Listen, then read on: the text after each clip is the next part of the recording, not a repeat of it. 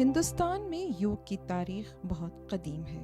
कहा जाता है हजारों साल पहले समाजी रहनुमा महर्षि पतंजलि, जिन्हें फादर ऑफ योगा भी कहा जाता है, उनके मुताबिक योगा के 8 अक़साम हैं, जिनमें यम, नियम, आसन, प्राणायाम, प्रत्याहार, धारणा, ध्यान और समाधि है।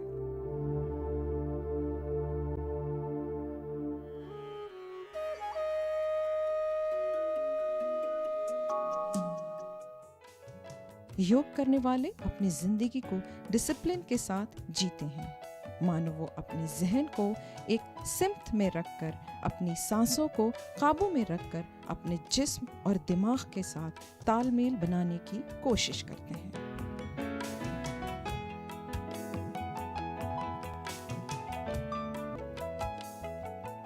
योग के जरिए योगी अपनी रूह की तवानाई को खुदा के साथ जोड़ने की कोशिश करता है, जिसे मेडिटेशन के नाम से भी जाना जाता है।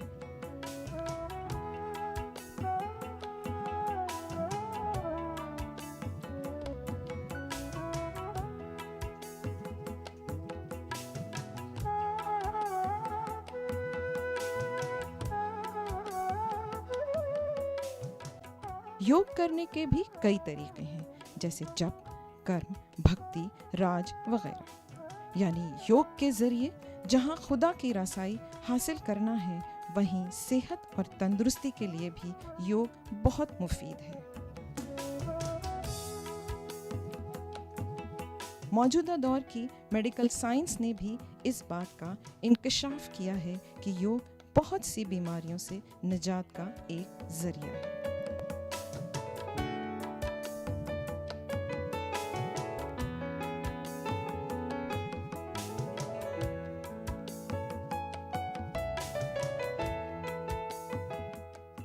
इक्कीस जून को आलमी यौम योग यानी इंटरनेशनल योगा डे के नाम से मौसू कर दिया गया।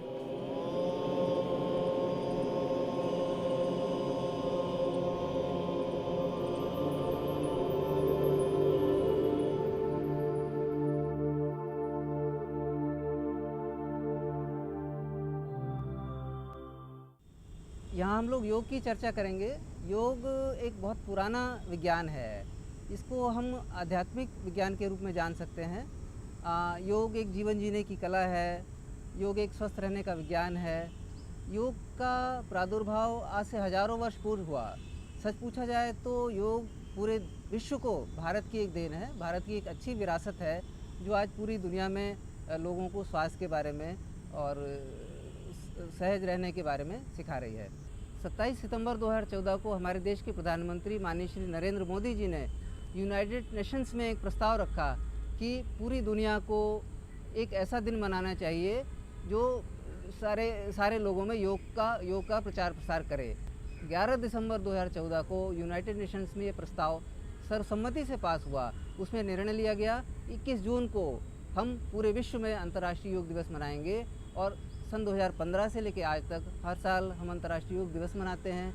न केवल देश में बल्कि पूरे विश्व के जितने भी देश हैं, लगभग सारे देशों में बहुत उत्साह से, बहुत मोटिवेशन से, बहुत एनकरेजमेंट से अंतर्राष्ट्रीय योग दिवस मनाया जाता है। लाखों लोग उसमें पार्टिसिपेट करते हैं और एक स्वस्थ समाज की हम चाहते हैं कि ये वसुधैव कुटुंबकम का जो संदेश है वो पूरी दुनिया में फैले, और योग उसमें एक बहुत अच्छा माध्यम हो सकता है पूरी दुनिया को स्वस्थ रखने के लिए।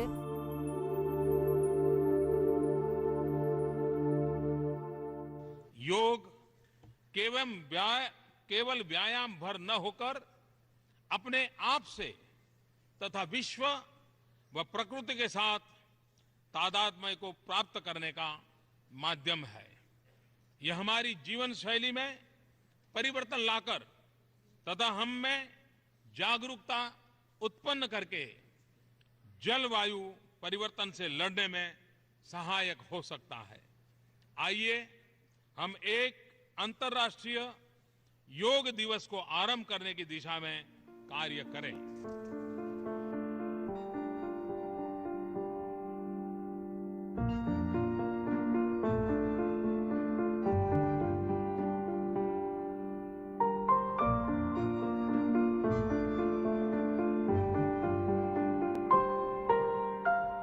योग को करने के कुछ नियम हैं। अगर किसी को योग करना है तो उसके लिए नियमों का पालन ज़रूरी है, क्योंकि योग हमें एक अनुशासन वाली ज़िंदगी सिखाता है। योग हमारी लाइफ को डिसिप्लिन करता है, हमारे अंदर पेशेंस डेवलप करता है और अल्टीमेटली हमें एक स्वस्थ और सहृदय नागरिक बनाने में योगदान देता है। तो योग के जो नियम हैं वो ये हैं कि सबसे पहले आप सुबह जल्दी उठिए, रात को जल्दी सोइए। योगाभ्यास करने से पहले कम से कम 4 घंटे तक कुछ भी नहीं खाना चाहिए।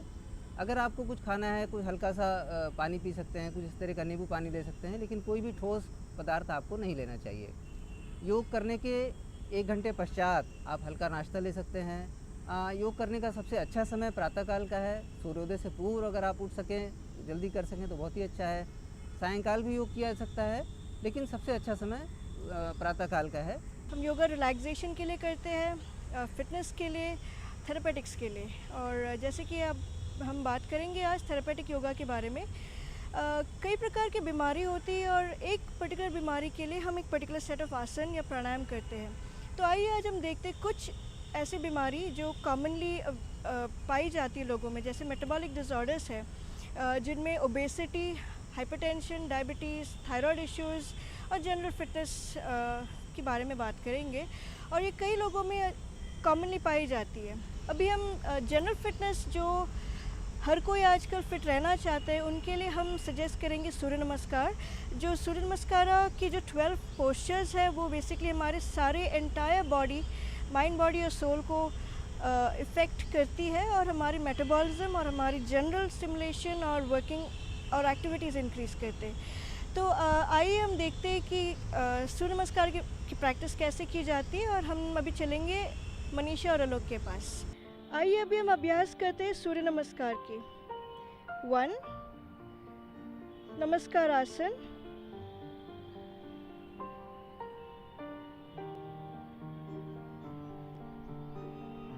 2 ऊर्ध्व हस्तोत्थान आसन,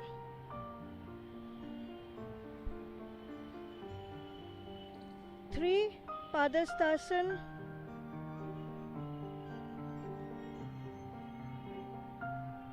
4 अश्वसंचालासन,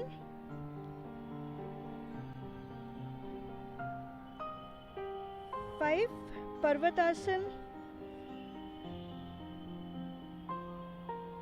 6 अष्टांग नमस्कार,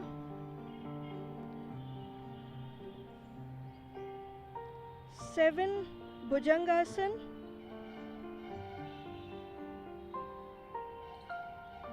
8 पर्वतासन,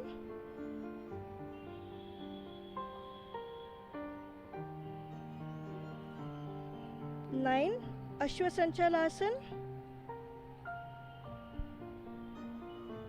10 पादहस्तासना,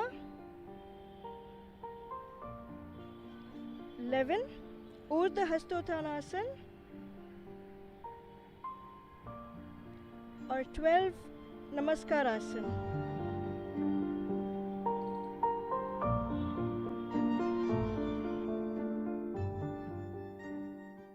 हमारे जो कॉमन योगा प्रोटोकॉल है डायबिटिक्स के ऊपर ही बनी है और यही हमारी इंटरनेशनल योगा डे की प्रोटोकॉल फॉलो की जाती है। ऐसे कुछ आसन हैं जैसे ताड़ासन, त्रियकताड़ासन, कटी चक्रासन, उष्ट्रासन, वक्रासन। ऐसे कुछ आसन प्रैक्टिस की जाती है जो हमारी पैंक्रियाटिक स्टिमुलेशन और एक्टिविटीज़ बढ़ा देती है और हमारी इंसुलिन के सेक्रेशंस वगैरह नॉर्मलाइज और बैलेंस करती है। डायबिटीज़ के लिए, शुगर के लिए कुछ आसनों का अभ्यास करेंगे। तो पहला आप आसन इसमें अभ्यास कर सकते हैं ताड़ासन। ताड़ासन की स्थिति, पहले सामान्य स्थिति, योग स्थिति में खड़े रहेंगे। दोनों हाथ धीरे धीरे ऊपर की ओर उठाएंगे। दोनों हाथों की उंगलियां ऊपर, फिंगर क्रॉस करेंगे। हथेलियां आसमान की तरफ, पूरी बॉडी धीरे धीरे ऊपर की ओर खींचिए। सामने कंसंट्रेट करेंगे। श्वास भरते हुए धीरे धीरे एड़ी को ऊपर उठाएंगे।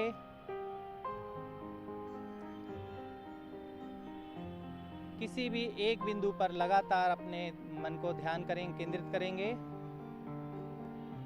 रिलैक्स, श्वास छोड़ते हुए एड़ी को नीचे, दोनों हाथों को धीरे धीरे नीचे की तरफ वापस ले। डायबिटीज़ का दूसरा आसन अभ्यास करेंगे त्रियक ताड़ासन कहते हैं इसको। दोनों हाथों को ऊपर की ओर उठाएंगे धीरे धीरे, श्वास भरते हुए।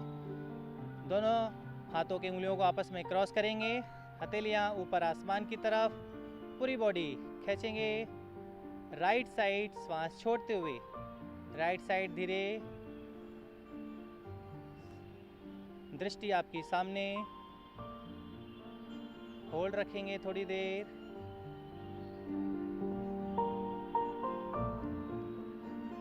श्वास भरते हुए धीरे धीरे वापस, नहीं,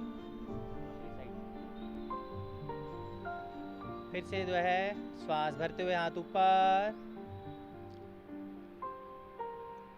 फिंगर को आपस में क्रॉस करेंगे, हथेलियां आसमान की तरफ खींची हुई, बॉडी बिल्कुल सीधी रखेंगे। श्वास छोड़ते हुए बाईं तरफ जाएंगे, शोल्डर को सीधा रखेंगे, सामने देखेंगे।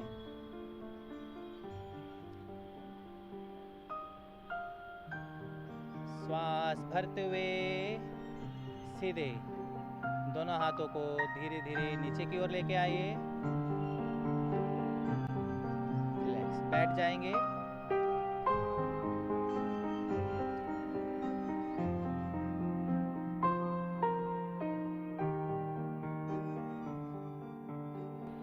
डायबिटीज की तीसरा आसन है। तीसरा आसन वक्रासन का अभ्यास करेंगे। दाहिने पैर को घुटने से बेंड करते हुए लेफ्ट घुटने से क्रॉस करके खड़ा करके रखेंगे घुटने को। बाएं हाथ को दाहिने घुटने पे लपेटेंगे।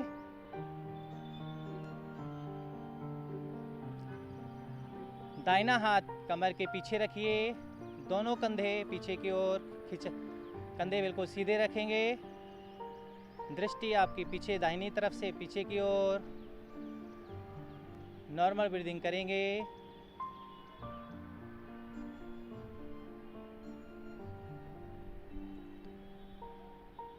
वापस दोनों गर्दन सीधी रखेंगे, पैर को सीधा कर लीजिए।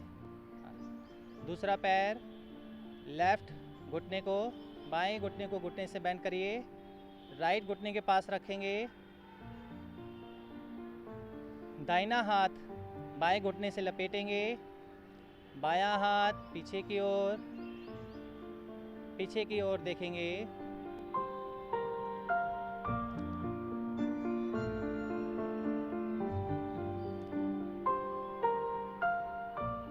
हाथ को जो है सीधा रखेंगे। वापस सामने देखिए, दोनों हाथ कमर के पास दंडासन की स्थिति में। वज्रासन में बैठ जाएंगे, दोनों घुटने को बेंड करते हुए।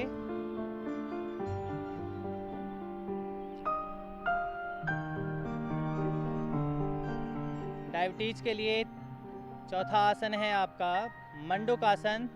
दोनों हाथ की मुट्ठियां बंद करेंगे, दोनों अंगूठे अंदर, अंगूठे की साइड नाभि पे मुट्ठियों को टच करेंगे। श्वास बाहर धीरे धीरे बाहर छोड़ते हुए, पेट अंदर पिचकाते हुए आगे की ओर झुकेंगे, सामने देखेंगे।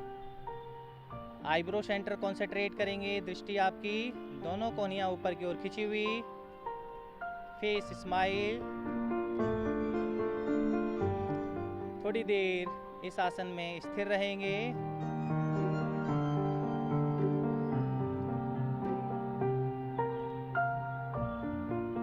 वापस श्वास भरते हुए ऊपर उठेंगे, दोनों हाथ की मुट्ठियों को खोलेंगे, दोनों हाथ घुटने पे।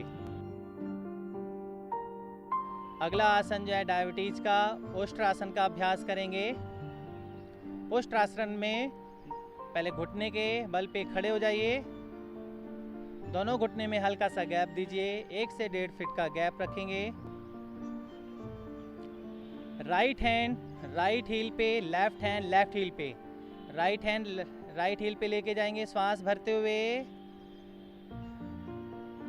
लेफ्ट हैंड लेफ्ट हील पे श्वास भरते हुए धीरे धीरे गर्दन को धीरे धीरे पीछे की ओर लटका दीजिए। श्वासों की स्थिति सामान्य, होल्ड रखेंगे थोड़ी देर।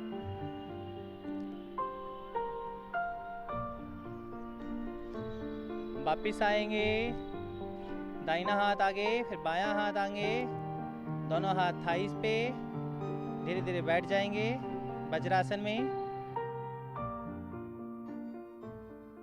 नेक्स्ट हम देखते हैं ओबेसिटी, जो बहुत ही कॉमनली देखी जाती है आजकल के यंगर जनरेशन में, और जो इवन द वर्किंग क्लास में भी दिखी जाती है, क्योंकि आजकल हमारी फ़िज़िकल एक्टिविटीज़ कम हो गई है और हमारी ईटिंग हैबिट्स जो स्ट्रेस की वजह से या रॉन्ग ईटिंग हैबिट्स की वजह से करेक्टली फॉलो नहीं की जाती, जिसकी वजह से मेटाबॉलिक डिस्टर्बेंसेस आ रही है और फैट की एक्यूमुलेशन।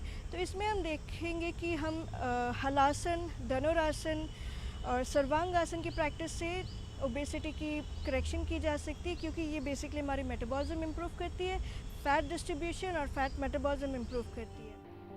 अब हम ओबेसिटी के लिए आसनों का अभ्यास करेंगे। शवासन की स्थिति में लेट जाइए।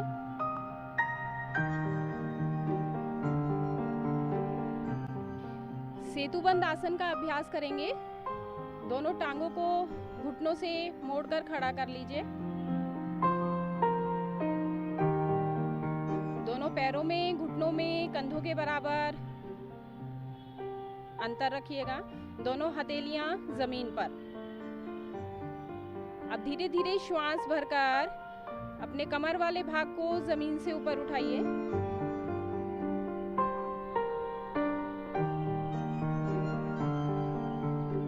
श्वास भरते हुए कमर को इतना ऊपर उठाएंगे कि आपकी ठुड्डी आपके कंठकूप से, गले से टच हो जाए। आसन को उठाने के बाद श्वास को सामान्य रखेंगे। सामान्य स्थिति में आसन को थोड़ी देर रोक कर रखें।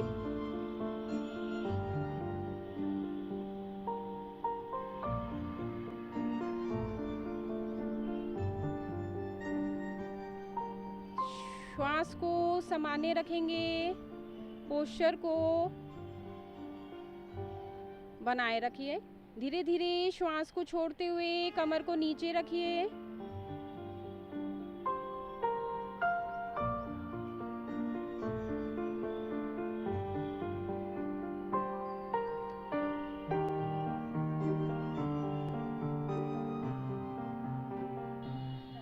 ओबेसिटी के लिए दूसरे आसन का अभ्यास सर्वांगासन। दोनों हथेलियां जमीन पर रखिए। श्वास को भरते हुए दोनों पैरों को 90 डिग्री ऊपर उठाइए। अब दोनों हथेलियों का सपोर्ट कमर पर देते हुए दोनों टांगों को 180 डिग्री ऊपर उठा दीजिए। दोनों हथेलियां बैक पर, पंजों का रुख ऊपर की तरफ, सामान्य श्वास।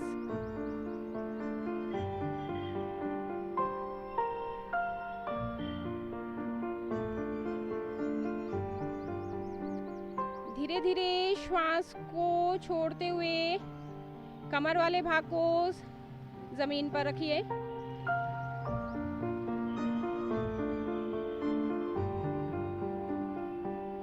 हथेलियां जमीन पर। श्वास छोड़ते हुए धीरे धीरे दोनों पैर जमीन पर रिलैक्स। इस आसन का अभ्यास 1 से 2 बार कर सकते हैं।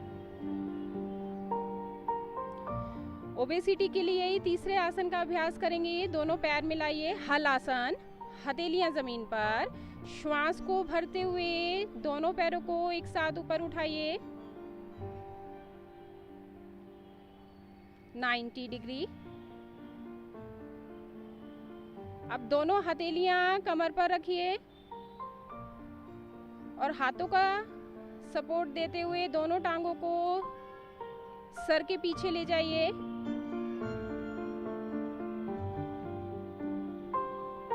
पैर का पंजा जमीन पर टच हो। सामान्य श्वास।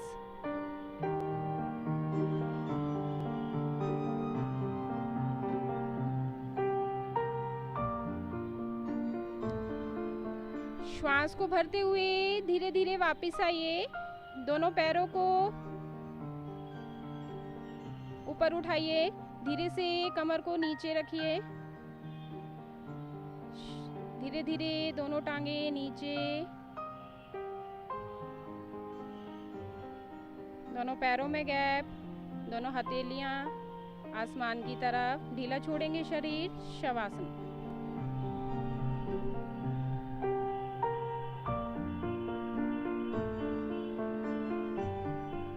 ये था ओबेसिटी के लिए पीठ के बल लेटने वाले आसनों का अभ्यास। अब दाईं तरफ से करवट लेकर पेट के बल आ जाइए, पेट के बल लेटने वाले आसनों का अभ्यास करेंगे।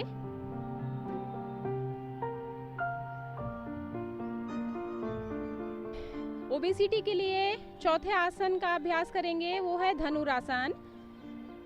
दोनों टांगों को घुटनों से मोड़ लीजिए, दोनों पैरों में और घुटनों में कंधों के बराबर अंतर दीजिए।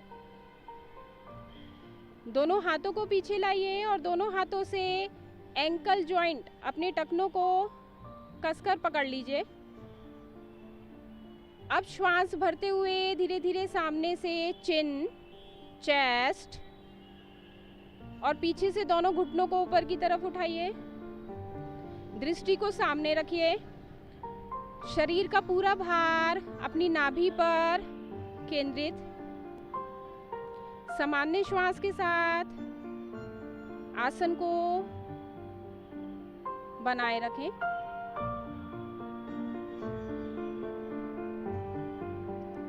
श्वास को छोड़ते हुए धीरे धीरे घुटनों को नीचे रखिए, हाथों की ग्रिप हटाइए, पैरों को सीधा कीजिए।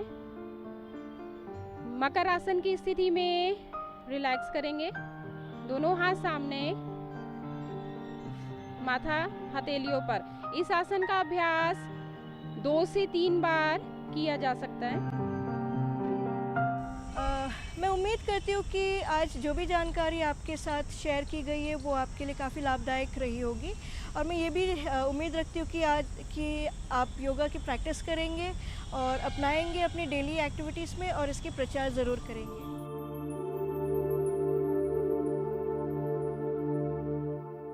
मेरा नाम जीपी सिंह है और मेरी उम्र 59 साल है। मैं करीब यहाँ 2.5-3 साल से आ रहा हूँ। आने से पहले मेरे शरीर में काफ़ी बीमारियाँ थी, सांस लेने में दिक्कतें थी, घुटने में बड़ी प्रॉब्लम थी, वेट भी ज़्यादा था।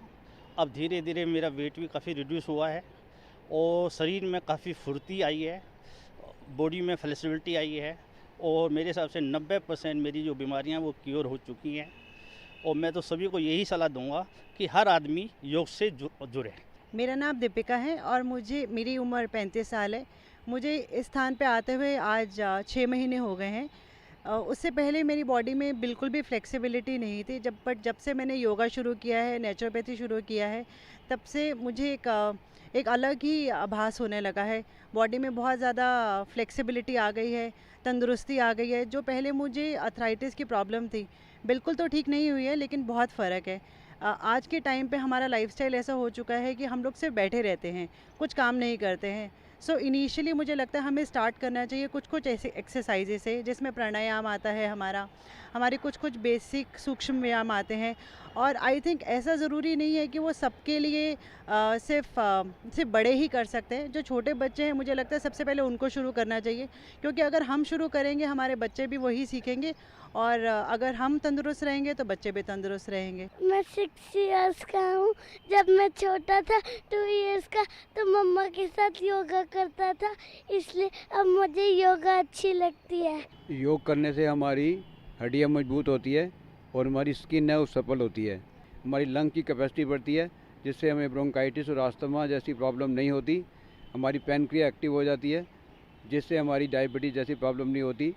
घुटने हमारे फ्लेक्सिबल रहते हैं, जिससे नी पेन की प्रॉब्लम नहीं रहती।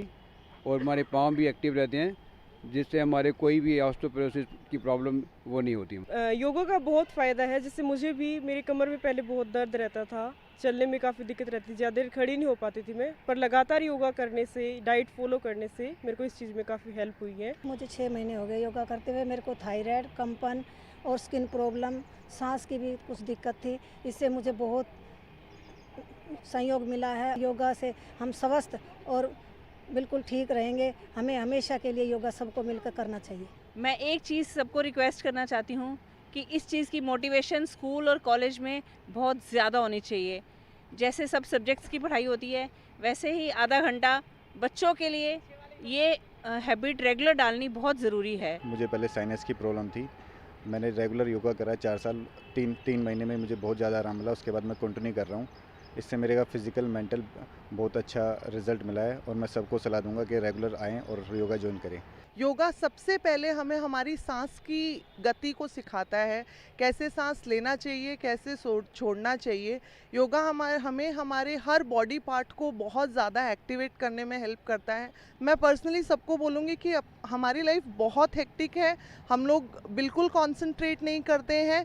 योगा इंडिया से ओरिजिनेट हुआ है, ये अपनी कंट्री का एक सिंबल है और अपने को बीइंग इंडियंस ज़रूर योगा करना चाहिए। मैं बहुत यंग एज में मुझे ब्रीदिंग में बहुत प्रॉब्लम होती थी। मुझे सांस लेने में मैं 10 सीढ़ी भी नहीं चढ़ पाती थी। योगा करने से मुझे बहुत हेल्प मिली है पर्सनली। अब मैं 3-4 स्टोरेज चढ़ जाती हूँ, मुझे बिल्कुल प्रॉब्लम नहीं होती है। मैं सबको बोलूँगी सिर्फ योगा डे के लिए नहीं, सिर्फ इस मंथ के लिए नहीं, अपनी लाइफ में योगा को एक हैबिट बनाएं और लाइफ लॉन्ग योगा को रखें।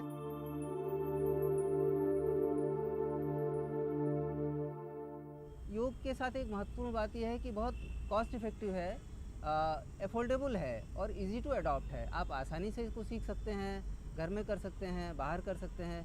खाली आपको एक मैट की ज़रूरत है, कोई विशेष इसके लिए संसाधन की आवश्यकता नहीं है।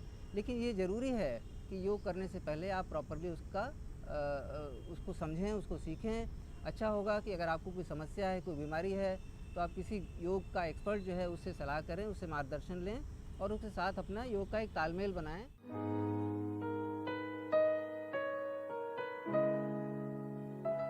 मैं आपको बताना चाहूँगा कि आज का जो युवा वर्ग है उसमें योग के प्रति बहुत उत्साह बढ़ा है, बहुत रुझान बढ़ा है।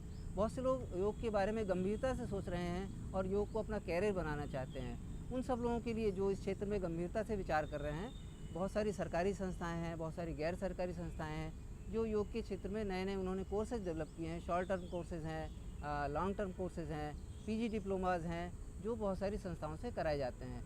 तो अगर आप योग के क्षेत्र में अपने भविष्य को देखना चाहते हैं, भविष्य को देख रहे हैं, तो मेरा सुझाव यह है कि आप उन संस्थाओं से नियमित कोर्स करें ताकि आप इस क्षेत्र में अपने आप को, अपनी प्रतिभा को निखार सकें और इस क्षेत्र में काम करते हुए देश का और समाज का भला कर सकें।